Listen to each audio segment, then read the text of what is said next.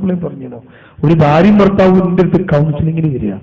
കല്യാണം കഴിഞ്ഞിട്ട് 5.5 കൊല്ലായി, ഒരു കുട്ടിയുണ്ട്, കൗൺസിലിങ്ങിന് വരിക. അവർ തമ്മിൽ അടിച്ച് പിരിഞ്ഞിട്ടുണ്ട്. എന്നിട്ട് കൗൺസിലിംഗ് നടത്തി നന്നാവോ നോക്കാൻ വേണ്ടി എൻ്റെ മുമ്പിൽ ഇരിക്കുമ്പോൾ ഞാൻ ആ പെണ്ണ് വന്ന് എന്നോട് കുറേ കാര്യങ്ങൾ പറഞ്ഞു. സാർ ഇങ്ങനെയാണ്, ഇങ്ങനെയാണ്, അയാൾ ഇങ്ങനെയാണ്, അയാൾ അങ്ങനെയാണ് ഒക്കെ പറഞ്ഞു. എല്ലാം കേട്ടു, ഞാൻ ഒക്കെ കേട്ട് ലാസ്റ്റ് ഞാൻ ആ പെണ്ണിനോട് ചോദിച്ചു, മൂപ്പർക്ക് ഇഷ്ടപ്പെട്ട കളർ ഏതാ? പെണ്ണൊന്ന് സ്റ്റക്കായി എന്നോട് പറഞ്ഞു, കളറ് അങ്ങനെ ഉണ്ടോ? ഉണ്ടാവില്ലേ? ഒരു മനുഷ്യന് ഇഷ്ടപ്പെട്ടൊരു കളർ ഉണ്ടാവില്ലേ? നിങ്ങൾക്കൊക്കെ ഇഷ്ടപ്പെട്ട കളർ ഉണ്ടോ? ഉണ്ടാവില്ലേ? ഉണ്ടാവും. ആ പെണ്ണ് ഒന്ന് സ്റ്റക്കായി. ഞാൻ രണ്ടാമത്തെ ഒരു ചോദിച്ചു, അയാൾക്ക് ഇഷ്ടപ്പെട്ട ഭക്ഷണം ഏതാ? ആ പെണ്ണ് പറഞ്ഞു, ഭക്ഷണം എന്തെത്തിയാലും ഭാര്യ വിളിച്ചു തന്നു, പ്രത്യേകിച്ച് ഇഷ്ടം അങ്ങനെ ഉണ്ടാവും ഒരു മനുഷ്യന്? ഉണ്ടാവില്ലേ? ഞാൻ പറഞ്ഞു, ശരി പോയിക്കോ, കുഴപ്പമില്ല. പോകുമ്പോ ഞാൻ ആ പെണ്ണിനോട് ചോദിച്ചു, അല്ല നിനക്ക് ഇഷ്ടപ്പെട്ട കളർ ഉണ്ടോ? ഓരോന്ന്, പിന്നെ ഏതാ? പിങ്ക്. നിനക്ക് ഇഷ്ടപ്പെട്ട ഭക്ഷണം ഉണ്ടോ? ഉണ്ട്. ഏതാ? ഇന്ന ഭക്ഷണം. ശരി പോയിക്കോ. അടുത്ത ഭർത്താവ് ഭാര്യനെ വിളിച്ചാണല്ലോ, നീ ഭർത്താവിനെ വിളിച്ചില്ലെങ്കിൽ അവിടെ തന്നെ തല്ലാവും. അയാൾ വന്നിട്ട് പറഞ്ഞു, അത് ഇത് കെട്ടിയതിന്റെ പ്രശ്നം, അങ്ങനെ കുറേ പ്രശ്നം. അതും കേട്ടു ഞാൻ അരമണിക്കൂർ. അവസാനം ഇതേ ചോദ്യം അയാളോട് ചോദിച്ചു, അവർക്ക് ഇഷ്ടപ്പെട്ട കളർ ഏതാ? എനിക്കറിയാം. അപ്പോ ആ അയാൾ പറഞ്ഞു, അങ്ങനൊന്നുമില്ല, എനിക്കറിയില്ല. ഭക്ഷണം? അതും അറിയില്ല. ശരി, നിങ്ങൾക്ക് ഇഷ്ടപ്പെട്ട കളർ ഏതാ? നീല. ഭക്ഷണം ഏതാ? ഒരു ഭക്ഷണം പറഞ്ഞു. ഞാൻ പറഞ്ഞു, ശരി നമുക്കൊക്കെ ശരിയാക്കാം, നിങ്ങൾ അവളെ വിളിക്കും. അപ്പൊ ആ ഭാര്യനെ വിളിച്ച് രണ്ടുപേരും ഒരുമിച്ചിരുത്തിയിട്ട് ഞാൻ പറഞ്ഞു, മുന്നോട്ട് പോണ്ടേ?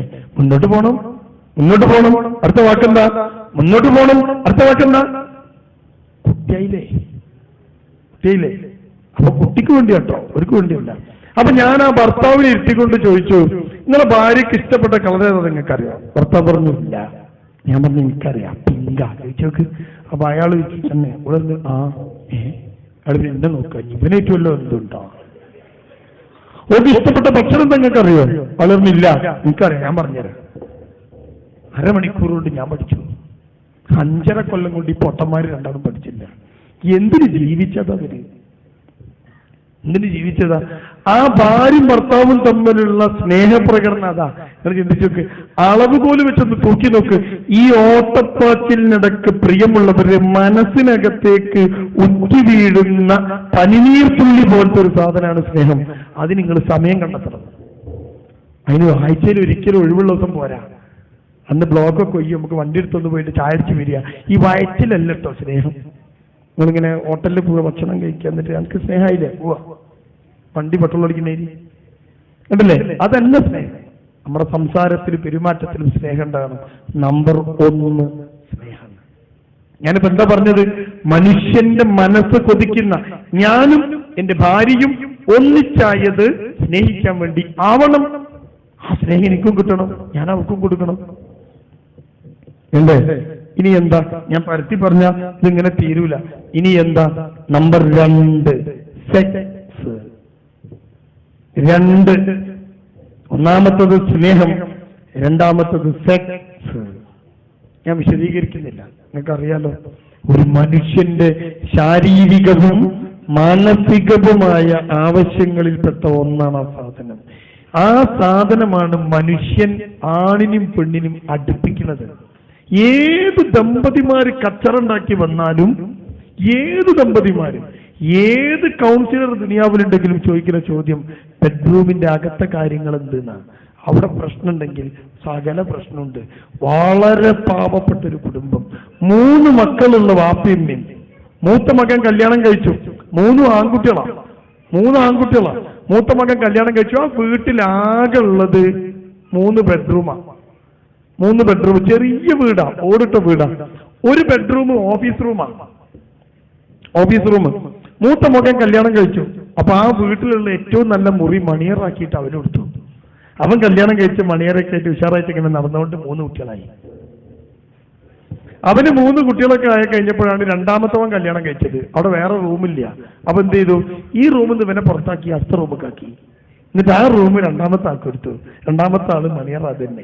അവനും കല്യാണം കഴിച്ച ഒരു കുട്ടിയൊക്കെ ആയപ്പോ മൂന്നാമത്തവൻ കല്യാണം കഴിക്കാനായി. അവനെ ഈ റൂമിൽ നിന്ന് പുറത്താക്കിയപ്പോ മറ്റേ റൂമിൽ നിന്ന് ഇവനെ പുറത്താക്കി. പിന്നുള്ളത് ഓഫീസ് റൂമാണ്. മനസ്സിലായോ? മൂത്ത കുട്ടിക്ക് 8 വയസ്സ്, രണ്ടാമത്തെ കുട്ടിക്ക് 6 വയസ്സ്, പിന്നത്തെ കുട്ടിക്ക് 3 വയസ്സ്. 3 കുട്ടികളും ഭാര്യയും ഭർത്താവും കൂടി കിടക്കുന്നത് ഓഫീസ് റൂമിലാണ്. ഓഫീസ് റൂമില് 3 കുട്ടികളും അത് കൺജസ്റ്റഡാ. ഒരു കട്ടിലിട്ടാ പിന്നെ സ്ഥലമില്ല. അവിടെ ഇവിടെ ഒക്കെ കുട്ടികൾ കിടക്കുകയാണ് അല്ലേ. ഭർത്താവ് രാത്രിയാകുമ്പോൾ തോണ്ടാൻ തുടങ്ങും അവളെ. ഈ പെണ്ണ് വല്ലതും സമ്മതിക്കുക. പെണ്ണ് പറയും കുട്ടികളുണ്ട് മുണ്ടാക്കാം, കുട്ടികളുണ്ട് മുണ്ടാക്കാം. ഇവര് തമ്മിൽ എന്നും പ്രശ്നമാവാൻ തുടങ്ങി. കൗൺസിലിങ്ങിന് എത്തിയപ്പോ എനിക്ക് മനസ്സിലായ ഒരു സാധനം, ഒരു പ്രശ്നം ഇവര് തമ്മിലില്ല. ഇവര് തമ്മിൽ രണ്ടാമത്തെ കാര്യം നടക്കില്ല.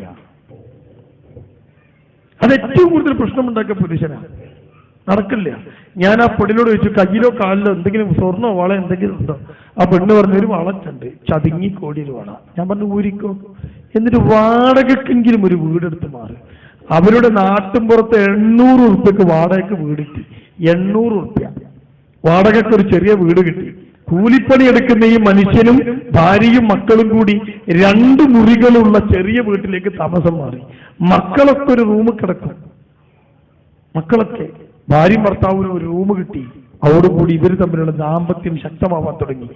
ദാമ്പത്യ ബന്ധത്തിന്റെ അടിത്തറയാണ് സെക്സ്. കുട്ടികൾ ഉണ്ടാവാൻ വേണ്ടിയുള്ള ഒരു എക്സർസൈസ് അല്ല. ഇന്ന് ഏറ്റവും കൂടുതൽ പ്രശ്നമുണ്ടാക്കുന്ന ദമ്പതിമാരുടെ മേഖലകളിലൊന്ന് സെക്സാണ്. മുഴുവൻ സെക്സും തീർന്നതിന് ശേഷം അപ്പൊ ചെക്കന്മാര് കല്യാണം കഴിക്കുന്നത്. മുഴുവൻ സെക്സ് തീർന്നതിന് ശേഷം. കാരണം എന്താ അറിയോ? 7ാം ക്ലാസ് പഠിക്കുമ്പം ഒരു ചെറുക്കൻ, ഒരു ആൺകുട്ടി സെക്സ് കാണാൻ തുടങ്ങും.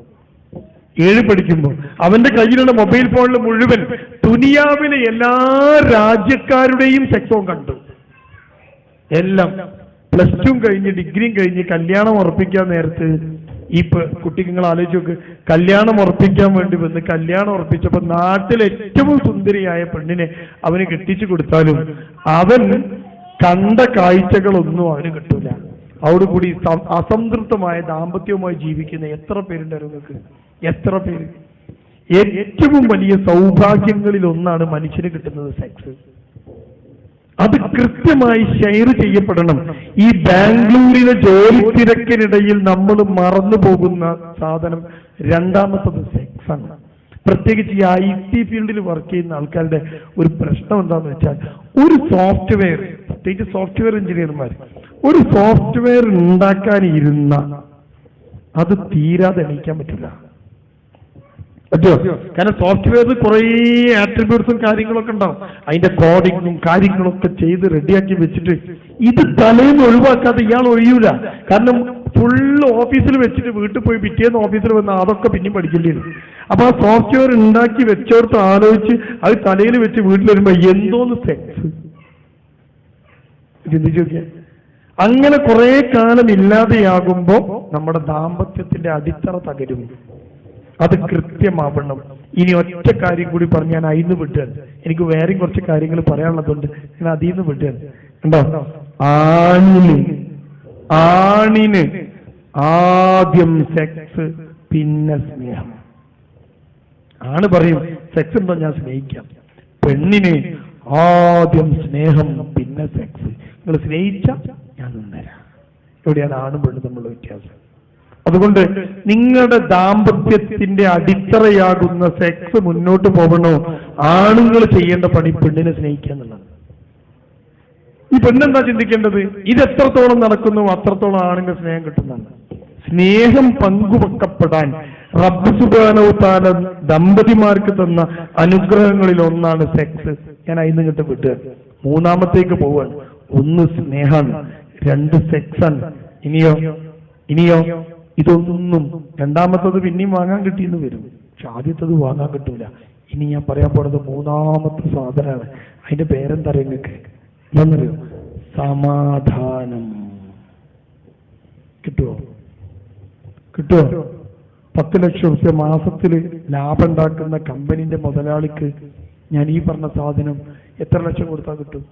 ഏതെങ്കിലും ഒരു സൂപ്പർ മാർക്കറ്റിൽ നിന്ന് വാങ്ങാൻ കിട്ടുന്ന സാധനം കിട്ടൂല. സമാധാനം അടയാനാണ് കുടുംബം. സിമ്പിളാണ്. എന്തോ നബി സല്ലല്ലാഹു അലൈഹി വസല്ലം ഇറാ ഗുഹയിൽ ധ്യാനത്തിലിരിക്കുന്ന സമയത്താണ് ജിബ്രീൽ അലൈഹിസ്സലാം വരുന്നത്. ജിബ്രീൽ അലൈഹിസ്സലാം വന്നിന് അക്ഷരം വായിക്കാൻ അറിയാത്ത നബി സല്ലല്ലാഹു അലൈഹി വസല്ലം പറയുന്ന വാക്ക് ഇഖ്റ, വായിക്കൂ, read in the name of God, അള്ളാന്റെ നാമത്തിൽ വായിക്കി എന്ന് നബിയോട് വായന അറിയാത്ത, എഴുത്തറിയാത്തൊരു മനുഷ്യൻ. നിങ്ങൾ ചിന്തിച്ചു നോക്ക്. ജിബ്രീൽ പറയാണ്, ജിബ്രീലിനെ കണ്ടതന്നെ നബി പകുതി പേടിച്ചിട്ടുണ്ട്. നബി സല്ലല്ലാഹു അലൈഹി വസല്ലം പറഞ്ഞു എനിക്ക് വായിക്കാൻ അറിയില്ല. നബിയെ പിടിച്ച് കുലുക്കിയിട്ട് ജിബ്രീൽ പറഞ്ഞു റീഡ് ഇഖ്റ, വായിക്കി അല്ലേ.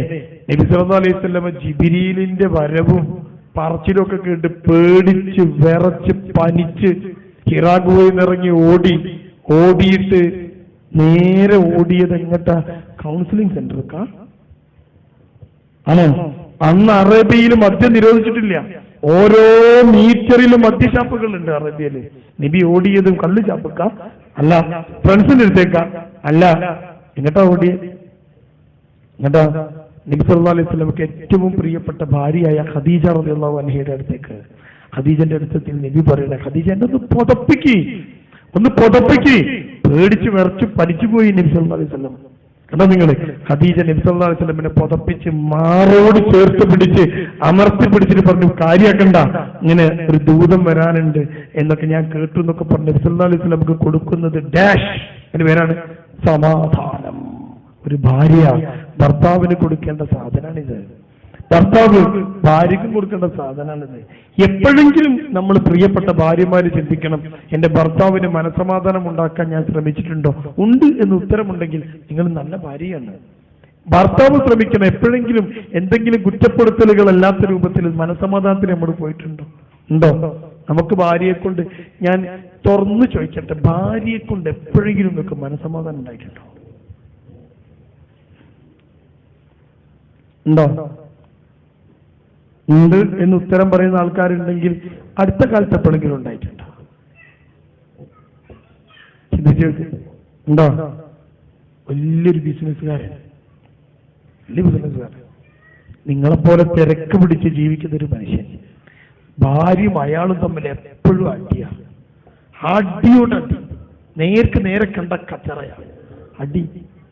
അവസാനം ഒരു ദിവസം ഭാര്യയ്ക്കൊരു ഫോണ് വരികയാണ്. ഞാൻ നേരത്തെ കൂടെ സൂചിപ്പിച്ചു, ഒരു ആക്സിഡന്റ്, ഭർത്താവ് ആക്സിഡന്റായി, ഗുരുതരമായ പരിക്ക് പറ്റി. അയാൾ ഓടിച്ച കാറ് തിരക്കിട്ട് ഓടിച്ചപ്പം ഇടിച്ച് പോസ്റ്റിലിടിച്ച് മറിഞ്ഞു. അതിഗുരുതര പരിക്ക് തലക്ക് പറ്റിയ മനുഷ്യന്. തലക്ക് പരിക്ക് പറ്റിയിട്ട് അയാൾ ആശുപത്രിയിൽ അഡ്മിറ്റായി. ഭാര്യയ്ക്ക് ഫോണ് വരിക, പെട്ടെന്ന് ഹോസ്പിറ്റലിലേക്ക് വരണം. ഭാര്യ ഓടിച്ചെന്നപ്പോഴേക്ക് അയാൾ ICU-വില, ഗുരുതരമായ പരിക്ക് പറ്റിയ ICU-വില്. ആർക്കും കാണിച്ചു കൊടുത്തില്ല. ഭാര്യ ICU-വിന്റെ പുറത്ത് ഇങ്ങനെ കാത്തിരിക്കാൻ. മനസ്സിനകത്ത് പലതും മിന്നിമറിയുണ്ട്. എന്തായിരിക്കും ആ കാഴ്ചകൾ? നിങ്ങൾ ആലോചിച്ചാൽ മതി. അല്ലേ? എന്നിട്ട് പുറത്തേക്ക് നിൽക്കുക. കുറച്ച് കഴിഞ്ഞപ്പോ ഒരു നേഴ്സ് പുറത്തേക്ക് വന്ന് ചോദിച്ചു, ഇന്ന ആളുടെ ഭാര്യ ഉണ്ടോ? ഇയാൾ പറഞ്ഞു, ആ. ഭാര്യ പറഞ്ഞു, ഞാനത്. നിറഞ്ഞ കണ്ണുകൾ, ഇടറിയ ശബ്ദം, ആകെ ഉലഞ്ഞുപോയ ജീവിതം. ആ പെണ്ണ് പറഞ്ഞു, ഞാനാണ്. ആ നേഴ്സ് ഒരു ഉണ്ട പോലെയാക്കിയ ആ മനുഷ്യന്റെ ഡ്രസ്സും പേഴ്സും മൊബൈലും വാച്ചും ഷൂസും സോക്സും ടവലും അയാള് ആക്സിഡന്റ് ആയപ്പോൾ ധരിച്ച മൊത്തം സാധനം അഴിച്ചു മാറ്റി ഒരു ഉണ്ട പോലെയാക്കിയിട്ട് ഭാര്യന്റെ കയ്യിൽ കൊടുത്ത് പറഞ്ഞു, അയാളുടെ ബിലോങ്ങിങ്സ് ആണിത്, ആക്സിഡന്റ് ആയി കൊണ്ടുവരുമ്പം എല്ലാം അതിലും ഉണ്ട് കേട്ടോ എന്ന് പറഞ്ഞു. ഇനി ICU-വിനകത്ത് ഇതൊന്നും ആവശ്യമില്ല. അവിടെ ഒറ്റ സാധനം ഇങ്ങനെ മേലെ കൂടിയിട്ട് കിടത്തിയതാണ്. ഗുരുതര പരിക്കാണ് ഈ മനുഷ്യൻ. റെഡി? ഭാര്യ അത് കുറെ നേരം കെട്ടിപ്പിടിച്ചിരുന്നു. അവർക്ക് കരച്ചിൽ വരുന്നു. സ്നേഹിക്കാൻ മറന്നുപോയ ദാമ്പത്യം കണ്ടോ? അവർക്ക് കരച്ചിൽ വരുന്നു. പക്ഷേ ഭാഗ്യത്തിന് അയാൾക്കൊന്നും സംഭവിച്ചില്ല. ദിവസങ്ങളോളം ICU-വിൽ കിടന്ന് ദിവസങ്ങളോളം കഴിഞ്ഞപ്പോ അയാളെ റൂമിലേക്ക് മാറ്റി. അതിനിടയിൽ ഒരു കാര്യം സംഭവിച്ചു. ഭാര്യ ഈ ഭർത്താവിന്റെ ബിലോങ്ങിങ്സ് ഒക്കെ എടുത്ത് പരിശോധിച്ച് നോക്കിയപ്പോ അയാളെ പേഴ്സ് ഉണ്ട് കയ്യില്. പേഴ്സ് ഈ എന്നും കച്ചറുണ്ടാക്കുമ്പോൾ പേഴ്സൊന്നും നോക്കാൻ കഴിയില്ല. ഭാര്യ വെറുതെ പേഴ്സ് എടുത്ത് ഇങ്ങനെ തുറന്നു നോക്കിയപ്പോ ആ പേഴ്സിനകത്തിന്റെ ഭാര്യന്റെ നല്ലൊരു ഫോട്ടോ. ബിസിനസ്സുകാരന്റെ പേഴ്സിനകത്ത് ഭാര്യന്റെ ഒരു ഫോട്ടോ. ഈ ഫോട്ടോ കണ്ടതും ഇവളുടെ സങ്കടം ഇരട്ടിച്ചു. പടച്ചോനെ, എന്റെ ഫോട്ടോ പേഴ്സിൽ വെച്ച് നടക്കുന്ന ഒരു ഭർത്താവിനോടാണല്ലോ ഞാൻ ഇത്രയും കാലം കച്ചറുണ്ടാക്കിയത്. അവൾക്ക് എന്തൊക്കെയോ സ്നേഹമൊക്കെ വരിക. അവള് മനസ്സിൽ ഉറച്ചു, ഇയാൾ ഇനി അപകടം കഴിഞ്ഞ് തിരിച്ചു വന്നാൽ ഞാൻ സ്നേഹിക്കും. അങ്ങനെ റൂമിക്ക് മാറ്റി. തലമൽ കെട്ടൊക്കെ ഉണ്ട്, മുഴുവൻ അയച്ചിട്ടില്ല. റൂമൊക്കെ മാറ്റി ഒരു ദിവസം റൂമിനകത്ത് ഇങ്ങനെ ഇരുന്ന് ഓറഞ്ച് ഇങ്ങനെ പൊളിച്ച് കുരുവൊക്കെ കളഞ്ഞിട്ട് വായിലിങ്ങനെ ഇട്ടെടുക്കുക. സ്നേഹിക്കൽ അങ്ങനെയാണല്ലോ ആശുപത്രിയിലാവുമ്പോ അല്ലേ? അങ്ങനെ ഇട്ടെടുക്കുമ്പോ അവള് മെല്ലെ പോയി റൂം കുറ്റിയിട്ടു. റൂമിന്റെ വാതില്, ആശുപത്രിയുടെ റൂമിന്റെ വാതില് കുറ്റിയിട്ടു. ഭാര്യയും ഭർത്താവും മാത്രമേ ഉള്ളൂ റൂമില്.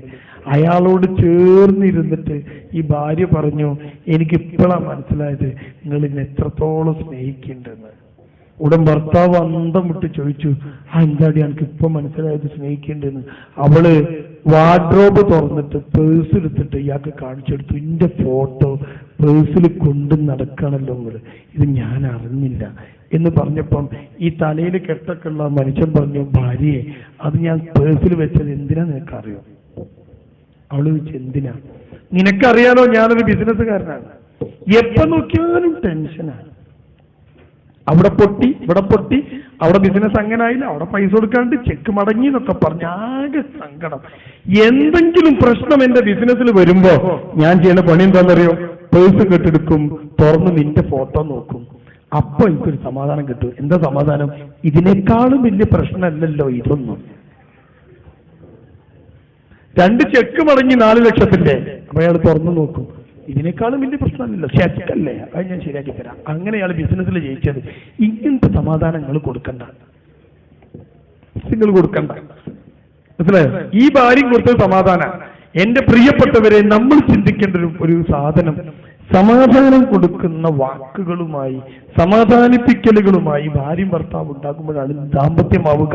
ഒരു കാര്യം കൂടി എന്നോട് ചേർത്ത് പറഞ്ഞോട്ടെ, അതിന്റെ പേരാണ് സന്തോഷം. ഞാൻ ഈ പറഞ്ഞതിനൊക്കെ ഒരു ഗുണമുണ്ട്. എന്താ അറിയോ? ഒക്കെ സ ആണ്. ഓർത്തൊക്കെ എളുപ്പമുണ്ടാവും. സ സ്നേഹം, സ സെക്സ്, സ സമാധാനം, സ സന്തോഷം. ഓർത്തക്കാർ എളുപ്പമുണ്ടാവും. നിങ്ങൾ ഈ തിരക്കുടിച്ച ആൾക്കാരായതുകൊണ്ട് ഓർക്കാൻ ഇങ്ങനെ. അപ്പൊ ഇനി വീട്ടിൽ പോയിട്ട് ഓർക്കാം സാ സാ സാ സാ ഉണ്ടോ? ഭാര്യ എന്തെങ്കിലും ആയിട്ട് വരുമ്പോ സാ സാ സാ സാ, അതാണ് മന്ത്രം കേട്ടോ. അപ്പൊ പ്രശ്നമൊന്നും ഉണ്ടാവില്ല. അപ്പൊ അടുത്ത സ്ഥാനം സന്തോഷം. എന്തിനാ നമ്മള് കുടുംബം സന്തോഷം? നിങ്ങൾ ആലോചിച്ച് നോക്കണേ, എല്ലാ ബിസിനസ്സും എല്ലാ ജോലിയും കഴിഞ്ഞിട്ട് നമ്മളൊന്ന് ആശ്വസിക്കാനും സന്തോഷിക്കാനും കയറി ചെല്ലുന്ന സ്ഥലമാവണം കുടുംബം. അങ്ങനെ അല്ലെങ്കിൽ നിങ്ങൾ ഇന്നു മുതൽ അങ്ങനെ മാറ്റിയില്ലെങ്കിൽ കുടുംബത്തിനൊന്നിനും പറ്റൂല. ആ കുടുംബത്തിനകത്തുള്ള മക്കൾക്ക് പിന്നെ നിങ്ങൾ ഭാവി ഉണ്ടാവില്ല. എത്ര ഇംഗ്ലീഷ് മീഡിയത്തിൽ അയച്ച് പഠിപ്പിച്ചിട്ടും കാര്യമില്ല. കണ്ടോ, ഞാൻ ഈ ബാംഗ്ലൂരിൽ നിന്ന് എനിക്ക് പരിചയമുള്ളൊരു കൗൺസിലിംഗ് ഉണ്ട്. നല്ല ഇംഗ്ലീഷ് മീഡിയം സ്കൂളിലാണ് പെൺകുട്ടിയെ പഠിപ്പിച്ച്, മികച്ച സ്കൂളിൽ പഠിപ്പിച്ചു, എല്ലാ ഭൗതിക സാഹചര്യങ്ങളും ഒരുക്കി കൊടുത്തു. അവസാനം സംഭവിച്ചത് എന്താണെന്നറിയോ? അവൾ പഠിക്കുന്ന റൂമിന്റെ ഗ്ലാസ് ഇങ്ങനെ കർട്ടൻ ഇങ്ങനെ മാറ്റി നോക്കിയ പുറത്തൊരു പട്ടാണി ചെക്കനുണ്ട്. പട്ടാണിയാണ് അവൻ ആ ചില്ലുകൂടെ കണ്ട് കണ്ട് കണ്ട് കണ്ട് ഇവര് തമ്മിൽ പ്രേമായി. ഈ പെൺകുട്ടി അവന്റെ കൂടെ ഒളിച്ചോടി. നല്ല വിദ്യാഭ്യാസം കൊടുത്തിന്, +2 ഒക്കെ കഴിഞ്ഞ് കോളേജിലൊക്കെ പഠിക്കുന്ന കുട്ടിയാണ്. ചിന്തിച്ചുകൾ. അപ്പൊ നമ്മൾ മനസ്സിലാക്കേണ്ടത് എന്താ? ഈ സന്തോഷമുള്ള വീട്, സന്തോഷം നിലനിർത്താൻ ശ്രമിക്കണം. അതിന് ഏറ്റവും കൂടുതൽ ശ്രമം നടത്തിയത് ഈ പെണ്ണുങ്ങളാണ്. ജോലിക്ക് പോകുന്ന സ്ത്രീകളൊന്ന് കൈപൊക്കി. വർക്കിംഗ് ജോലിക്ക് പോകുന്ന ആരുമില്ലേ? ഇവിടാണ് ജോലിക്ക് പോവാത്ത പെണ്ണുങ്ങളുടെ പ്രശ്നം എന്താ? രാവിലെ ഭർത്താവ് ഇറങ്ങും, രാവിലെ കുട്ടികൾ ഇറങ്ങും, പിന്നെ ഇവര് വീട്ടില് ഒറ്റക്കാണ്. ഒറ്റക്ക് പിന്നെ എന്താ പണി? ആലോചിക്കല്ലേ. അങ്ങനെ ആലോചിക്കുക. ആലോചിച്ച് വൈകുന്നേരം ആകുമ്പോഴേക്കും ഇങ്ങോട്ട് മുഷിയും, ഫുള്ള് നെഗറ്റീവ് വരും. വന്ന് അവസാനം മക്കൾ വരുമ്പോഴേക്കും ആകെ തളർന്നുണ്ടാവും അല്ലേ? എന്തിനാ ജീവിക്കുന്നത്? മനുഷ്യൻ കുറച്ചുകൊണ്ട് ആത്മഹത്യ ചെയ്യാറുണ്ട്, ആത്മഹത്യ ചെയ്യുന്നത് ഇതൊക്കെ ആലോചിക്കുമ്പോഴാ കെട്ടിയോമെന്ന് ബെല്ലടിക്കുക. ഭാര്യേ പിന്നെ നമ്മൾ സ്നേഹിച്ചിട്ട് കാര്യമുണ്ടാകും. അതുകൊണ്ട് പോസിറ്റീവ് ചിന്തകളുമായി വീട്ടിലിരിക്കണം. പെണ്ണുങ്ങളോട് എനിക്ക് പറയാനുള്ളത്, വെറുതെ ഇരിക്കരുത്, ഒറ്റയ്ക്കിരിക്കരുത്. നെഗറ്റീവ് ചിന്തകൾ വരും. ഒറ്റക്കാവുന്നവരുടെ അടുത്ത് പിശാച് വരും. അതുകൊണ്ടാണ് ബാത്റൂമിനകത്ത് കയറുമുള്ള പ്രാർത്ഥന അല്ലാഹുമ്മ ഇന്നി അഊദു ബിക മിൻ ഖുബുസി വൽ ഖബായിസി.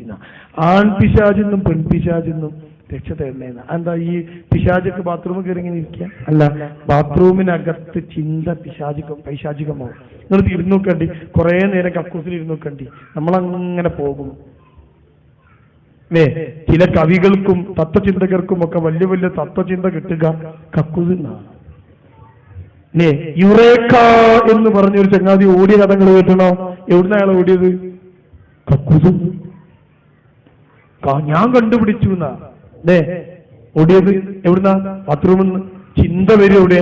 ബാത്റൂമാണ്. അതിനകത്ത് കയറി നിങ്ങൾ കുറെ നേരം ഒറ്റയ്ക്ക് ഇരുന്നാൽ ബാത്റൂമിനകത്ത് മാത്രം കമ്പനിക്ക് ഒരാളെ കൊണ്ടുപോകാൻ പറ്റില്ലല്ലോ. അപ്പൊ അവൾ ഒറ്റയ്ക്ക് ഇരുന്ന ചിന്ത എങ്ങനെ നെഗറ്റീവ് ആകും? ഉണ്ടോ? ആൺകുട്ടികൾ സ്വയംഭോഗം ചെയ്യുന്ന സ്ഥലം ബാത്റൂമാണ്. അവിടെ ഒറ്റയ്ക്ക് നിൽക്കുന്ന സമയത്താണ് പിശാചിങ്ങനെ കയറുക. അതുകൊണ്ടാണ് ആ പ്രാർത്ഥന. അതുകൊണ്ട് വീട്ടിനകത്ത് നിങ്ങൾ ഒറ്റക്കാവരുത്. അതിനർത്ഥം ഭർത്താവാണ് പോയി കഴിഞ്ഞ് ഉടൻ തന്നെ ഒരു ബാഗൊക്കെ എടുത്തൊരു ഷോപ്പിംഗ് മാൾക്ക് ഇറങ്ങാനല്ല. എന്തെങ്കിലും ഒരു ഏർപ്പാടിലേക്ക് നിങ്ങൾ പോകണം. ഖുർആൻ പഠിക്കലാവാം, അതൊരു എൻഗേജ്മെന്റ് ആണ്. അർത്ഥം പഠിക്കലാവാം, അതൊരു എൻഗേജ്മെന്റ് ആണ്. എന്തെങ്കിലുമൊക്കെ ദീനോ കാര്യങ്ങളോ പഠിച്ചിട്ടുണ്ടെങ്കിൽ ഒരു മദ്രസയിലോ മറ്റോ ഒക്കെ ഒന്ന് പഠിപ്പിക്കാൻ പോലെ ഒരു എൻഗേജ്മെന്റ് ആണ്. ഒന്നുമില്ലെങ്കിൽ 4 മുളകും തയ്യെങ്കിലും നാട്ടിൽ നിന്ന് കൊണ്ടുവന്ന് 4 പൂച്ചട്ടി വാങ്ങി അതിൽ വെച്ച് അതിൻ്റെ അടുത്തെങ്കിലും ഒന്നിരിക്കുക. മാനസികമായിട്ട് നിങ്ങൾക്ക് ഒരു സന്തോഷം കിട്ടും. അല്ലെങ്കിൽ മനസ്സ് കടുത്തു പോകും. അപ്പൊ സന്തോഷം